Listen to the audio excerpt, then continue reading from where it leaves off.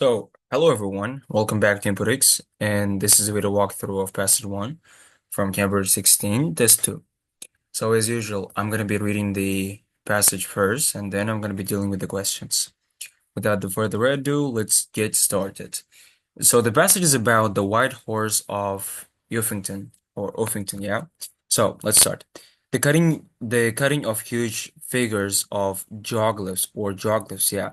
So the cutting of huge figures means geoglyphs, yeah, into the earth of English hillsides has taken place for more than 3,000 years. Yeah, it's been happening for more than 3,000 years. Great.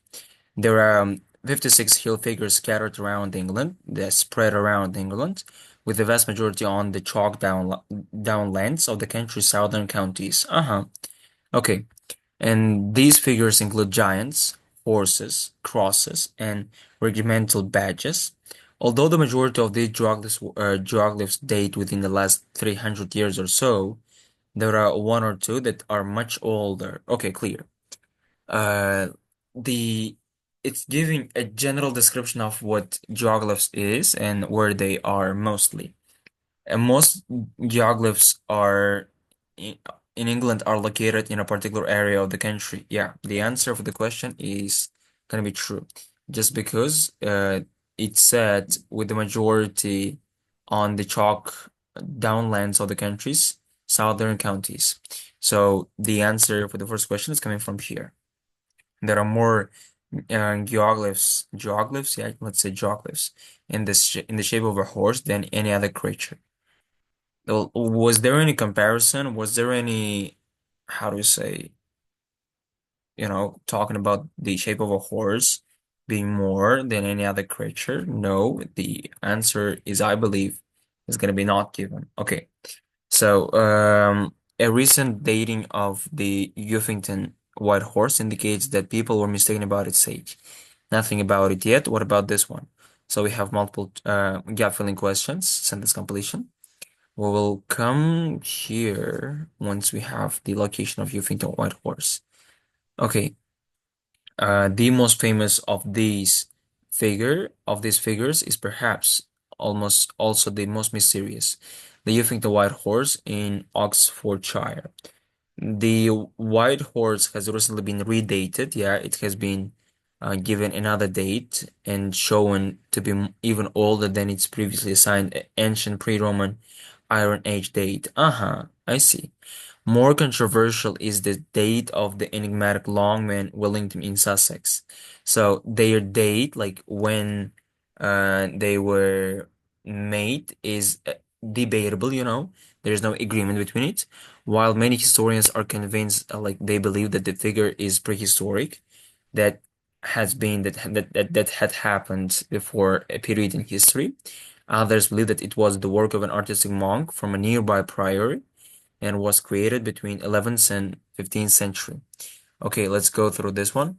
A recent dating, we talked about the dating, indicates that people were mistaken about its age. Of course, they were mistaken. The answer is gonna be true. And the answer is coming right from here, yeah? Okay. And there was not given, and the answer for this one was true. Let's continue. True, historians have come to an agreement. Oh, here we go. About the origins of the Longman of Wellington. So there was actually no agreement. There were controversies about its date, and some people believe.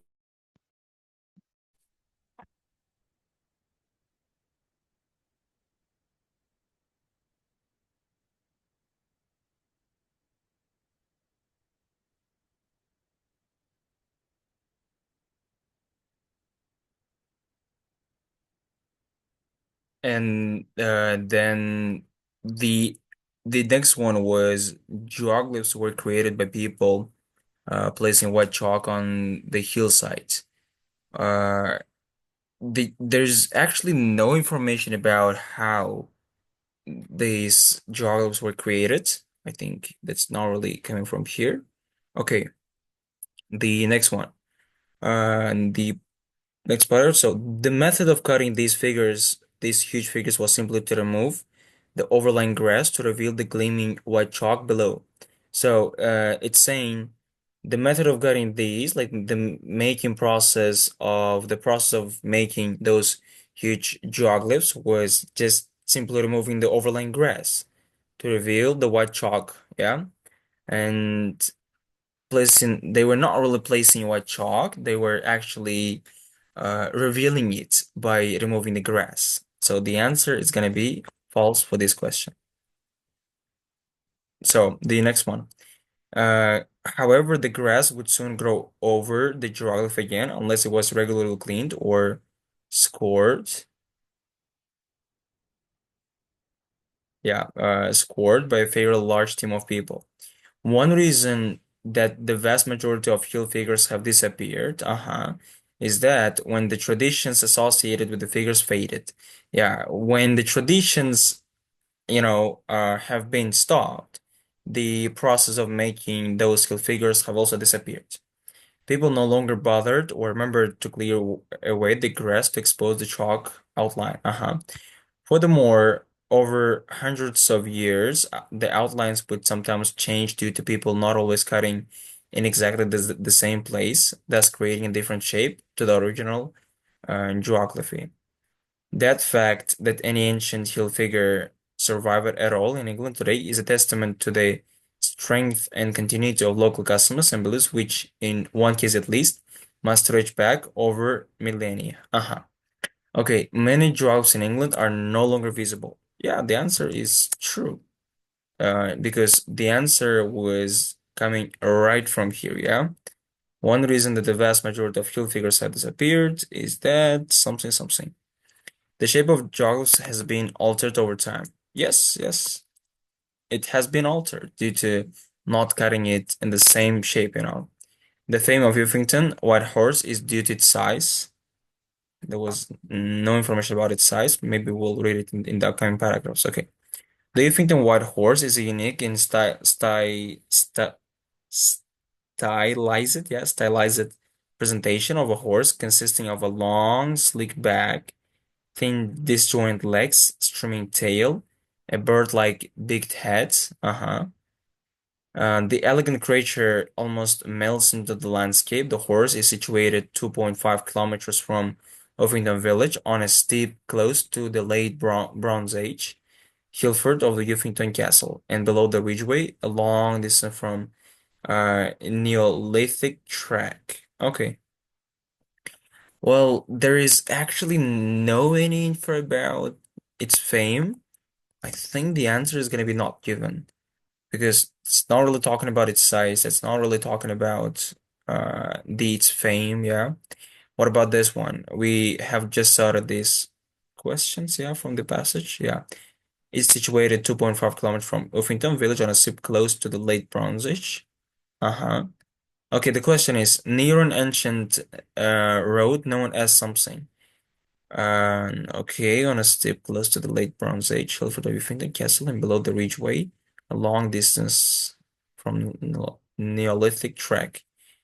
That's like a ridgeway, I think, because that's the only name we have, and it sounds more of a name of the road. So the answer for question 9 is gonna be 9. Near road is like below, yeah. So Uh, close to is like near.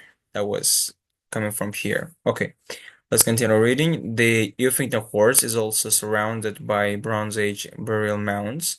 It's not far from that Bronze Age cemetery of Lambourne Seven Boroughs, which consists of more than 30 well-preserved burial mounds. The carving has been placed in such a way as to make it extremely difficult to see from close quarters, and like many geoglyphs is best appreciated from the air. Nevertheless, there are certain areas of the Vale of the White Horse, the valley containing and name it after enigmatic creature from which an adequate impression may be gained. Indeed, on a clear day, the carving can be seen from up to 30 kilometers away. Okay, we have no info about the question 10. Let's continue reading. The earliest evidence of a horse at Uffington is from the 1070s CE, when White Horse Hill is mentioned in documents from a nearby abbey of Abington. And the first reference to the horse itself is soon after, in this year. However, the carving is believed to date back much further than that, due to the similarity of the Uffington white horse to the stylized, depiction, like showing, of horses on the first century BC coins. It had been thought that the creature must also date to that period.